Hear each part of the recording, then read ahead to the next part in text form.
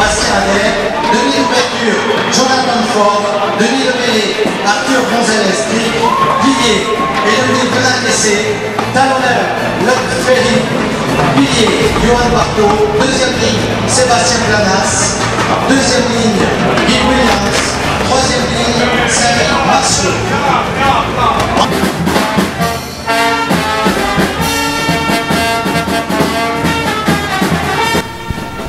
Ce samedi 19 janvier, devant une belle chambrée au minime, malgré les conditions climatiques très britanniques, la formation Super League des London Broncos s'impose logiquement face à de courageux Olympiens.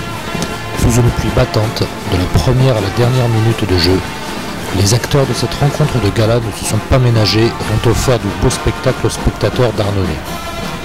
Sans quelques cadres, Quintilla, Kerala, Blackett, Théo Gonzalez-Triquet, Goutte, et avec le renfort de jeunes du centre de formation, les Toulousains ont été extrêmement vaillants tout au long de la partie et n'ont pas à rougir de leur prestation. Cependant, ils ont manqué de réalisme et ont payé cash leur faute de main. Menés de 12 points à la pause, ils s'inclinent au final sur le score de 34-0. Si l'on s'en tient au score, 34-0, il y aurait de quoi s'inquiéter. Mais à y regarder de plus près, les joueurs de Gilles Dumas n'ont pas été si ridicules que cela. 6 essais encaissés face à une équipe de milieu de tableau de Super League anglaise, il est difficile aussi d'espérer chambouler l'ordre des choses. Sébastien Planas reconnaîtra même très sportivement à l'issue de la rencontre: il y a 2 divisions d'écart avec les Anglais, c'est tout. Et c'est aussi beaucoup. C'est un honneur d'avoir rencontré ces joueurs, un moyen de s'évaluer. En attendant, les Anglais ont déroulé leur 13 sans broncher, c'est-à-dire très sérieusement, à l'anglaise. Durant les 20 premières minutes, les Londoniens ont présenté une équipe très au point, expérimentée, selon les propos de Tony Rea, leur entraîneur. Démontrant une rare maîtrise, notamment en défense, ils ont bien pris la largeur du terrain et ne cédèrent pas grand-chose au niveau du tenu. Parallèlement, ils enclenchèrent avec autorité et efficacité. Face à cela, les joueurs du technicien saint-gaudinois tentèrent l'impossible, à grands coups de courage et d'une rare détermination. En seconde période, nous présentions 7 juniors. C'est une satisfaction pour le club et notre centre de formation, déclarait l'entraîneur du Théo. D'autre part, nous avons essayé de tenir notre rôle de sparring partner. Pas ridicule non plus. Il est vrai qu'avec nos 25 joueurs sur le terrain, cela a été une belle revue d'effectifs. Cela doit nous faire prendre conscience de ce qu'il faut faire.